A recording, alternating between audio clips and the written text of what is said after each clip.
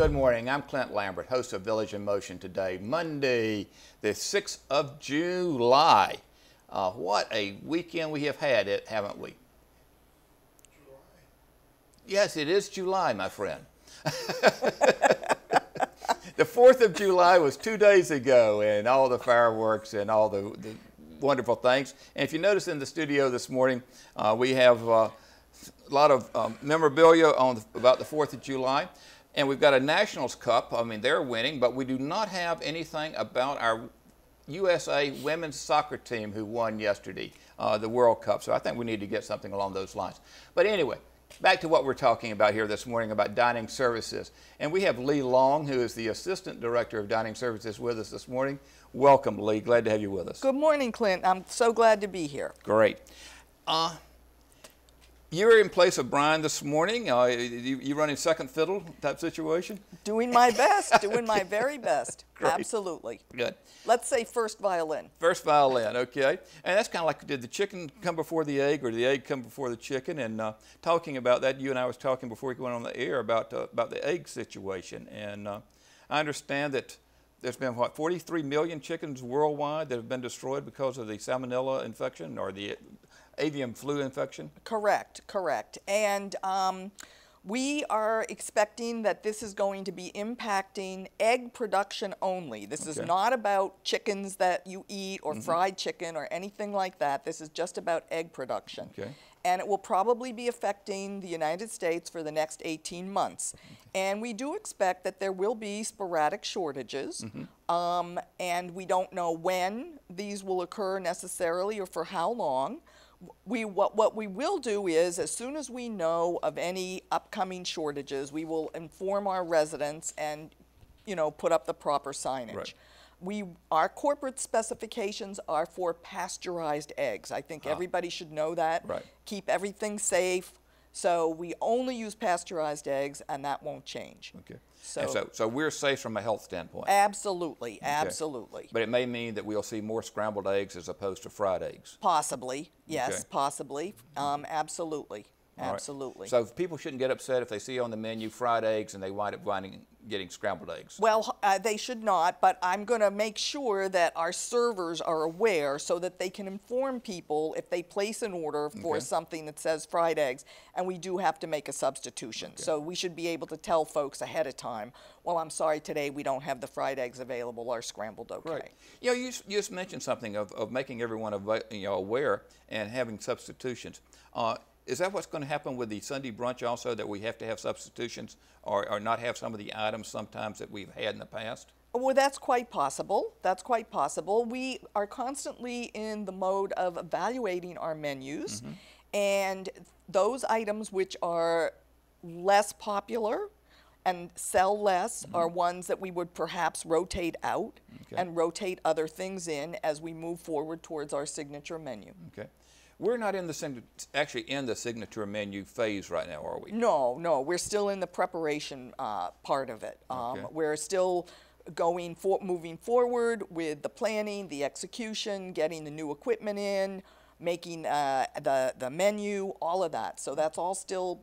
We're looking forward to probably a date in early September if all goes according to plan. Okay.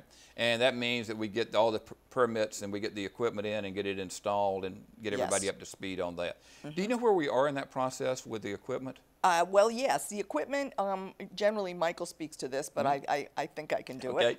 The equipment has all been ordered, and I believe it's all here, and it's just sitting in a warehouse waiting for the final permits. And at that point, it can be installed, and it's not a lengthy installation process. It can probably all be done in a day or two. Okay. So we've got to wait for Fairfax County to decide, yes, you can do this, right? Yes, absolutely, absolutely. But you said, we're in the preliminary stages, we're in the planning stages for doing all this. One thing I think residents really get confused about is the fact that we've changed the times for people to dine. We've moved it back 30 minutes from 4 to 4:30 to begin the dining time. And that's not because of the signature menu, is it? No, absolutely not. That's due to I think most people know this, but I'll repeat it. Okay. It is due to the change in time for the high school students who are the majority of our wait staff. Right. And high school is going to begin in September, half an hour later. And we thought it would be a good idea to give everyone, including the high schoolers, a chance to adjust to the new times. So we implemented this change sooner rather than later. Okay. So what this means is that, and as you probably have noticed, at all of the host stands, we've got the average wait times posted Right. and the number of residents that we're seating on a weekly basis. We call those covers. Okay. And so the average wait time is down to 20 minutes, okay? And that's throughout the 2-hour time frame. Yes. Okay. And generally, the reason that you would have a longer wait time is if you request a specific table.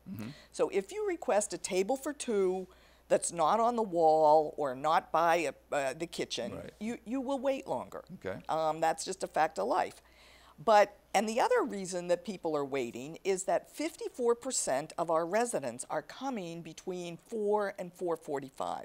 So 50%, 54. 54% Right. between 4:30 and 4:45? Right. Well, within a 15-minute time frame? Well, they're lining up or before. Oh, okay. Okay, so they're getting in line. So what's happened is all the residents who used to come at 4 are now coming at 4:30, and all the residents who used to come at 4:30 are still coming at 4:30. Okay. So what we would like to suggest is if you can move the time that you come to the dining room a half an hour forward, Okay. that will definitely lessen your wait time. So people who've been coming at 4:30 need to move it to 5 o'clock. 5 or even 5:15. Okay. And people at 5 need to move to 5:30 or quarter Right. to 6. And exactly. Because we see in every dining room at 6 o'clock, you can walk up and walk right in. Yeah. There's no wait time.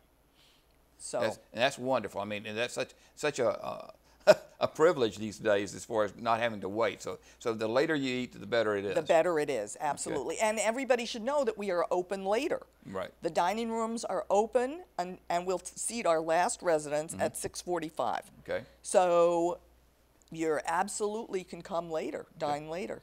So by saying last seating will be 6:45, it doesn't mean that the dining room closes. No, not at all. And you're going to get the same service at 6:45 that you would get at 4:30. Absolutely. And actually, you'll get better service. Yes, absolutely. Okay. Absolutely. There are other things going on in dining services right now too, right? Oh, yes. Every week it seems like we have just a jam-packed week. So let's see. I'll go over my list a little bit. This week we have the Diversity Fair, which is on this Friday, and it will be in Hunters Crossing. It's always a wonderful event, very well attended. There's food from around the world. It's a free event for residents and staff. We have entertainment, we have booths, we have all kinds of delicious food from everywhere. So that's a wonderful event. And that's what time is that? 12 to 3. 12 to 3 on This Friday. This Friday. This Okay. Friday. All right. Okay. Tomorrow begins sign up for the tea. Okay. And we have a tea once every quarter in the mixing bowl. And I encourage all the ladies and gentlemen too, if any gentlemen care to sign up sign up with Phyllis beginning tomorrow. Okay. The cost is $20, and you may, if we have room, you're welcome to invite people from outside residents. That's $25. Okay. And ladies, wear your hats. Hey, is there a limit of how many people, since it's in the bistro, right? It is a limit. The first 32 residents to sign up. 32. Right. Okay, and so that is, one more time, the date is? Okay, the date of the tea is, July 21st, okay? Okay. And sign up begins tomorrow. All right. So it begins on the 7th. Right. And goes until the I think 21st? the 15th. Till the 15th. Right. For the tea that's on the 21st. Right. And the hours for that tea? 2:30 to 4. 2:30 to 4. Okay, Right. First 32 people. First 32 folks. All right, okay. What else we got going? Okay, so we have the farmers market, and the farmers market will be 2 times in July. It will be this Friday, July 10th, and July 24th, and that is from 10 to 3. And it will. And this year we're rotating it so that we're making it easier for everybody to get to. So in July it will be in Hunters Crossing. Oh, okay. In the lobby. Okay. And we'll be featuring items on sale from the stores. So if you're looking for a good bargain, in addition to the fresh produce, come to the farmers market. Oh, good. So there'll be items that have not moved as rapidly as they need to move? Correct. Okay. Correct. And everyone should know that the farmers market, we're now in the high season for farmers market. And we have local produce and local vendors available. Okay. And Michael Ritt recently went to a local farm and actually selected the vegetables and fruits that we served at a dinner for new residents. So the produce is local. Okay. It's not coming from California and Florida at Right. this point. It's coming from farms in Maryland and Virginia. And it Okay. tastes delicious. It really does. Okay, very good. So get out there, buy the produce, right? Buy the fresh produce, Okay. right. We have a My Nutrition class, which will be on Tuesday, July 14th, from 12 to 2. And see Michael Ritt to sign up. Okay. So Michael will be running that, right? Yes, Michael Okay. will be running that, exactly. And then finally, we have the Wine Forum, which sign up for that begins July 14th, and the event is July 31st, and that always sells out. That's a Yes. very popular event.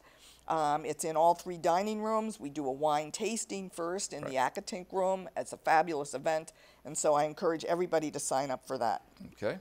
So I think those are all of our events. Those are the highlights of the dining service events, right? Right, for the month of July. All right, very, very good. Right. I'd like to come back to the wait list situation, and we are all experiencing that, okay? The numbers that are produced on there, people should really just simply look at the time frames of how many people are being seated in that time frame, because the time frame is from the time you get your pager, right? Correct. Until you're actually seated. Correct. Okay. Correct. So if you look at that, you'll know these time frames are the busy time frames. Exactly. Exactly. And the later, the better. The later, the better. Right. Okay. All right. And we'll be and every Monday we're going to be posting up a new list. So as soon as we get those numbers tabulated, we'll be printing out a new list of the wait times. And as more and more information comes out about the signature dining, they'll be transmitted, right? Oh yes, absolutely. And one of the things I understand from Brian is that the Resident Dining Services Committee will have the information run through them before it'll come out, before it's be chiseled in stone, right? Yes, sir. Yes. Okay. All right. Very good. Yeah, we work in partnership with the dining committee. It's very important. Okay. Is there any other words of wisdom about dining services that you have this morning? Well, just that we want to make as many people enjoy their meals and enjoy the experience. And we're looking forward to having that be continued and our continued success in dining service. Okay. Well, we're very glad you came this morning. Always like to see you in place of Brian. But yeah, you can let Brian know we missed him this morning, okay? Okay, I'll tell him. Okay. But again, Okay. Lee, thank you for being here this morning. Okay. Folks, stay with us. We will be right back. We're going to have a roll-in now with Gene on the piano, and we'll be back to talk about pastoral ministries. Stay tuned.